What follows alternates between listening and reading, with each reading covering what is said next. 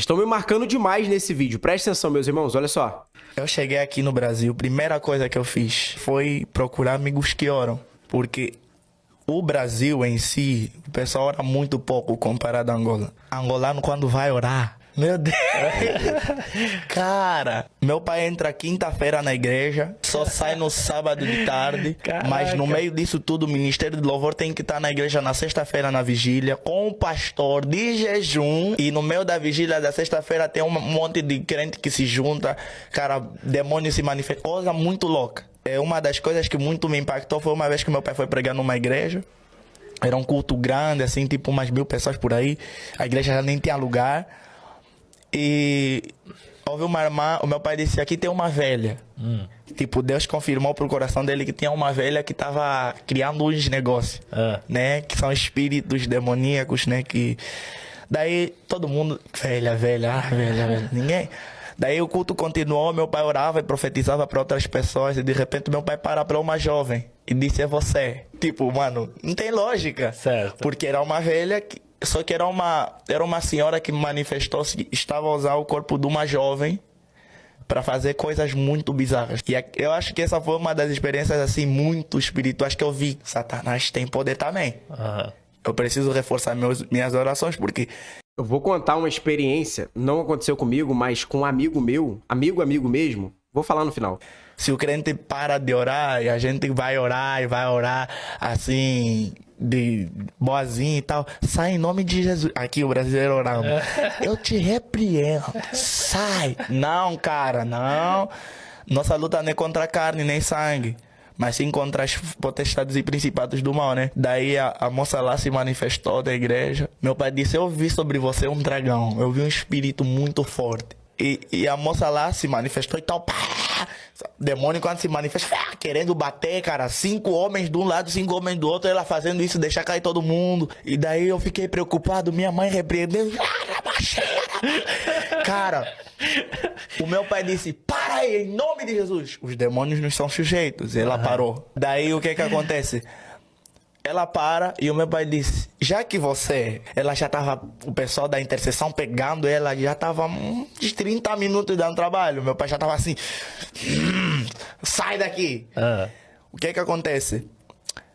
Naquele culto, meu pai olha pra ela e fala, eu quero ver esse espírito do demônio se materializando.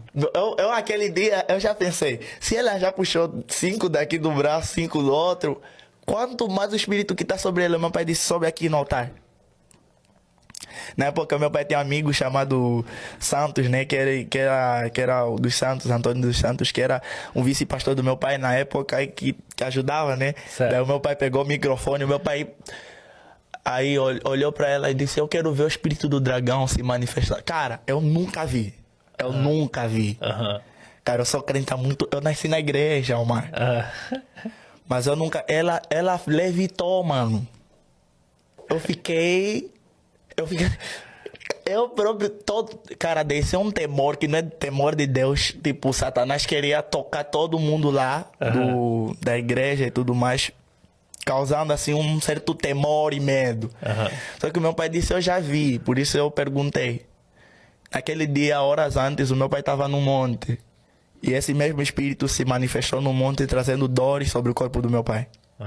E cara, espiritualidade em África não é filme, é realidade.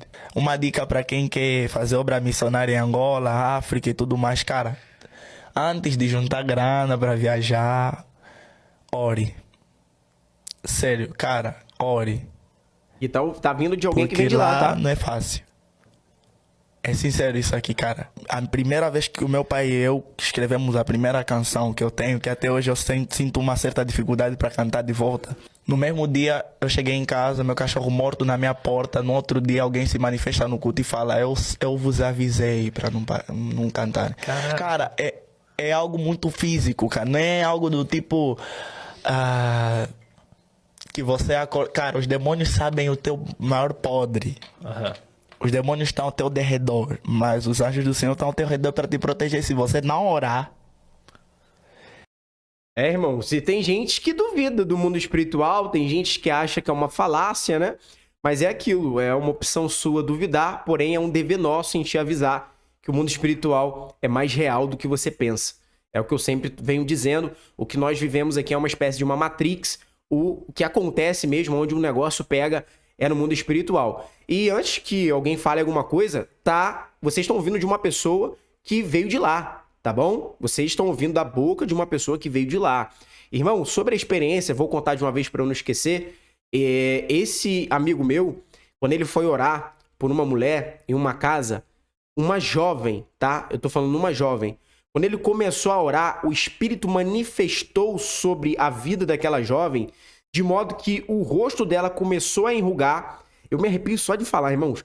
O rosto dela começou a enrugar, e começou a ficar num aspecto de uma velha mesmo, de uma velha, sabe? De começar a criar rugas, de começar o rosto a envelhecer, e mostrar ali de uma aparência de uma pessoa de 70 anos, 80 anos.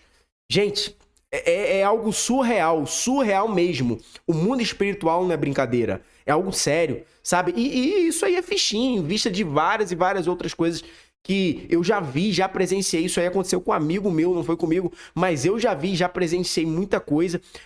Quando eu congregava na Assembleia de Deus do Ministério de Madureira, existia um grupo lá que tinha um quartinho de oração, chamado Quartinho de Oração. E, meus irmãos, coisas sobrenaturais aconteciam lá. Coisas sobrenaturais que é difícil até citar aqui para vocês, mas um dia eu posso vir aqui a falar sobre esse assunto. Meus irmãos, é sobrenatural o mundo espiritual, sabe? De coisas se manifestando ali e de... Gente, meu Deus do céu, assim, sobrenatural. Por isso que eu venho falando para todos vocês, tenham uma vida regada de oração. Tem uma vida regada de oração. Deus não quer a sua oração uma vez na semana, que você, sabe, escolha um dia da semana e fique 1, 2, 3 horas orando ali, não. Ele quer uma vida nossa de oração, sabe? Oração não é algo a se fazer um dia sim, um dia não, onde eu faço 2, 3 horas em um dia da semana e depois eu fico 5, 6 dias sem orar. Não. Oração é algo diário, é algo todos os dias. É como se fosse o nosso respirar. Sabe, é o respiro da nossa alma, é o respiro do nosso espírito. É a nossa oração, meus irmãos. Oração é algo que não se negocia. Leitura da Bíblia é algo que não se negocia. Não negocie essas duas coisas, tá? Oração e palavra. Tenha uma vida regada de oração e de palavra em nome do Senhor Jesus, porque o mundo espiritual não tá brincando, não brinque com ele também. Tamo junto, somos um. More Bible, mais Bíblia.